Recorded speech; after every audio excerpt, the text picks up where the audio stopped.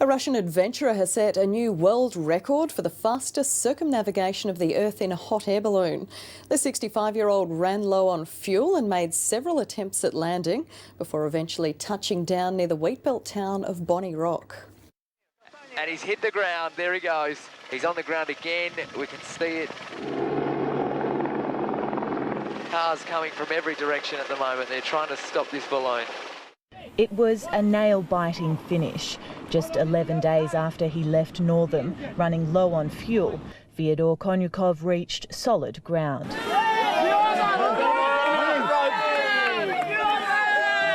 Unbelievable! Mr. Konyukhov shaved 2 days off the record set by American Steve Fawcett 14 years ago. But it was his safe landing that mattered most. Smell is beautiful. The smell of grass is beautiful.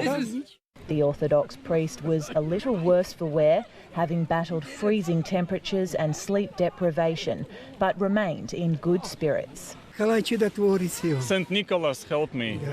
Mr. Konyukhov's son has worked with his father on a number of adventures, but this was by far the most dangerous. It will be a very difficult operation. That's why we will be at the helicopter, guide him on the radio, tell him what he can see in front and just give him advices. While the world record was on their minds, Mr. Konyukhov's team was most concerned about the landing. I've landed one of these balloons twice before. It's quite risky.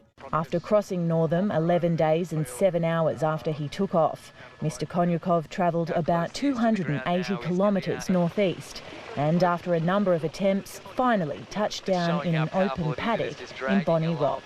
The balloon remained intact during the landing, but as a souvenir to the many local families who tracked Mr. Konyukhov's descent to this remote paddock, pieces of the 52-metre high canvas have been given out as keepsakes. And Brianna Shepherd joins us now from Bonnie Rock. Brianna, we were tracking Mr. Konyukhov's landing back here in the newsroom. Was the atmosphere, what was it like there when he finally touched down? It was a truly spectacular sight to see, Pamela. The 52-metre high balloon, watching it slowly edge closer and closer towards the ground.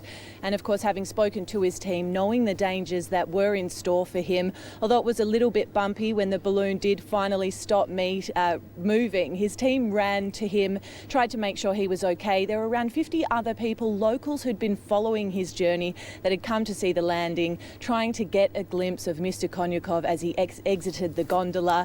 I think that there's still people here now who are coming just to have photos in front of the gondola and get a piece of the balloon.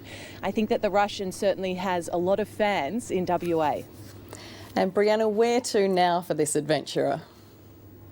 Well, I think the first plan is that he's going to go and have some sleep. We spoke to his son yesterday who said because he's only been sleeping in 45-minute increments and only around 4 hours over 24-hour periods, he hopes that his father will sleep for at least 48 hours straight, and then the plan is that they'll have a bit of a party to celebrate this amazing sort of adventure that he's managed to come away with, and the world record as well.